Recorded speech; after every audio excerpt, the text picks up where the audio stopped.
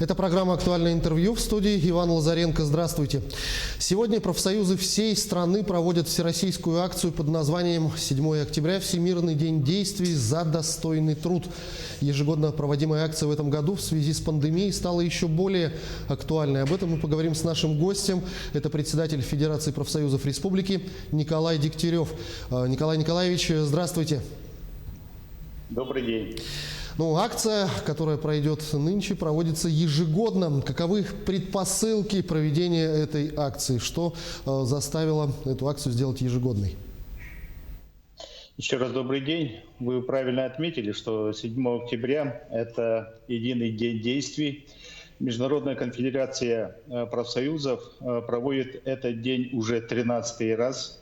И в этом году, конечно же, основная тема – это пандемия, ситуация мировой экономики. Поэтому здесь Международная конфедерация профсоюзов выступает за новый социальный контракт между работодателями, профсоюзами и органами власти. Хочу сказать, что Международная конфедерация профсоюзов отмечает, что все-таки к этому привело и в том числе всеобщая глобализация.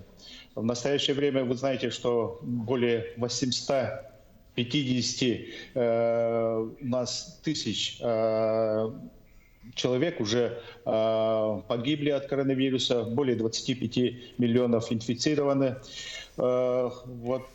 Последствия такие, что более 400 миллионов рабочих мест утеряны. Поэтому, обращая на это внимание, Всемирная конфедерация профсоюзов выступает по этой тематике. В этом году профсоюзная акция по всей стране пройдет под девизом «Стране нужны рабочие места. Защитим существующие и создадим новые». Каково мнение профсоюзов? Насколько повлияло распространение коронавирусной инфекции на рынок труда именно в нашей республике? Да, в действительности, кроме высказанного, национальные профсоюзные центры принимают такие решения. 18 сентября прошел исполком ФНПР, и под таким лозунгом пройдет всероссийская акция. Но хочу сказать, что в действительности обстановка в целом по стране достаточно сложная. У нас и в Республике Саха-Якутия с начала года 443 предприятия, организации объявили об освобождении более 9 тысяч работников в связи со сложностями, с финансовыми сложностями.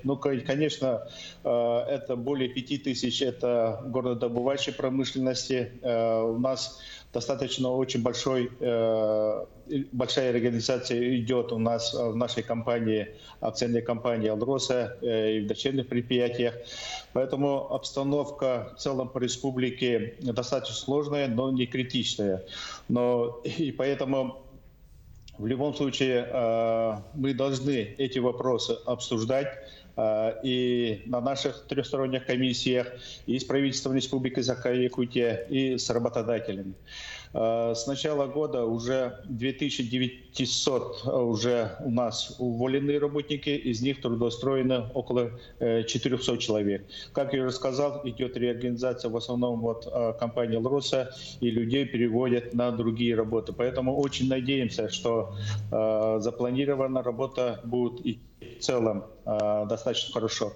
Буквально 2 октября этого года состоялся Координационный комитет по содействию занятости населения в Республике Саха-Якутия под председательством первого заместителя, исполняющего обязанности первого заместителя председателя правительства Бычкова, Кирилла Бычкова, где также, что мы профсоюзы поддерживаем, принято решение принятия дорожных карт всеми отраслевыми органами исполнительной власти по созданию новых рабочих мест. И, конечно же, для создания таких рабочих мест необходимо прежде всего кадры. И также мы приветствуем, что все-таки идет реорганизация среднепрофессионального образования у нас в республике, конечно, которое требует достаточно больших вложений, чтобы оно соответствовало новым требованиям. Сегодня также пройдет встреча с исполняющим обязанности председателя правительства Андреем Владимировичем Тарасенко. Эти вопросы также профсоюзным активом будут подняты в встрече с ним. Расскажите, а как обстоят дела именно в бюджетных учреждениях? Наблюдаются ли сокращения рабочих мест?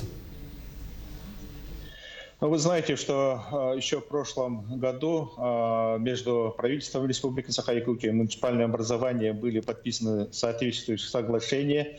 В основном, конечно же, с начала года у нас достаточно серьезное сокращение прошло в системе здравоохранения, но в остальных более-менее.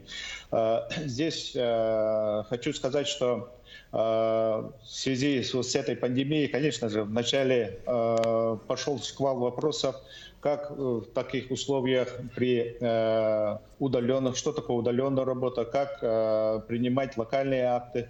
Но хочу сказать, что все-таки мы достаточно быстро среагировали и дали соответствующие рекомендации, но потом уже пошли рекомендации с органов исполнительной власти. И пока, вы знаете, вот в первом чтении в Государственной Думе находится закон об удаленной дистанционной работе. Но мы свои предложения также дали. Здесь хочу отметить то, что все-таки мы предлагаем разграничить понятие дистанционной работы, которая была еще и ранее в Трудовом кодексе, ну и понятие временной удаленной работы. Чтобы все-таки это было разграничено, чтобы люди не путались, чтобы очень четко было понятие удаленной работы в связи с чрезвычайной ситуацией, в том же вот пандемией. Поэтому я надеюсь, что с принятием этого закона, изменения в законодательстве, в Трудовом кодексе будет еще понятнее. Здесь также хочу сказать, что есть обращения, были обращения по то, что работодатели принуждают работников уходить на отпуск без содержания. Я хочу сказать, что все-таки это должно идти только по согласованию с самим работником. Поэтому, если какие-то нарушения их прав есть, можете в любое время обратиться в своей профсоюзной организации или в Федерацию профсоюзов по данной тематике. В целом, вы знаете, что указом главы Республики Саха-Якутия еще в апреле месяце бюджетным организациям было рекомендовано сохранять среднемесячную заработную плату, если они находятся на удаленке. Но здесь также достаточно много вопросов поступает от пожилых граждан. Вы знаете, что в связи с ограничениями лица старше 65 лет должны находиться на самореализации или на удаленном доступе работы. Но по данным оперативного штаба Республики Саха-Якутия также возникают вопросы, что работодатели привлекают работников старше 65 лет к работе, что недопустимо. И здесь также хочу сказать, что у работников, у которых есть трудовые отношения, через фонд социального страхования работодатели должны были представить реестры, и им начисляются больничные, то есть им оформляются больничные листы. Поэтому мы должны беречь наше старшее поколение, но при этом никоим образом не допускать нарушения их прав. Вот одними из проблемных вопросов в сельской местности по-прежнему остаются проблемы безработицы. Как на эту ситуацию смотрят профсоюзы и каковы предложения по их решению, если они есть?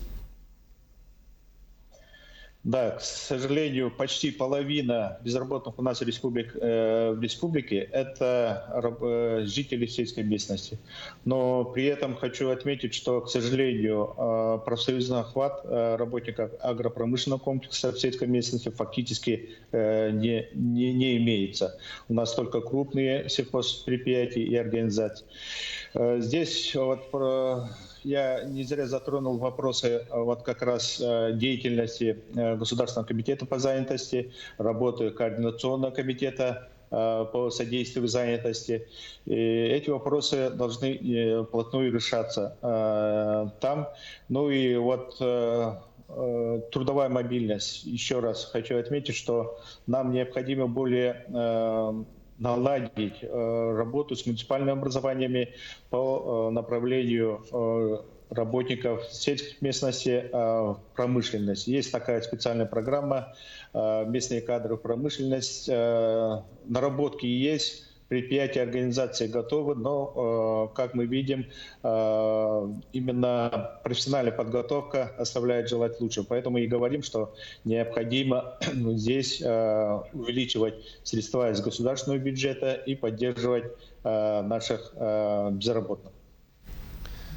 Но вот в последнее время очень много вопросов в обществе возникает по поводу работы медицинских работников. Мнения разделились. Есть те, кто поддерживает медиков, есть и те, кто считает, что они не справляются со своей работой. Как на это смотрите Федерация профсоюзов? Какие вопросы перед вами озвучивают сами медицинские работники? И за что выступает отраслевой профсоюз работников медицины?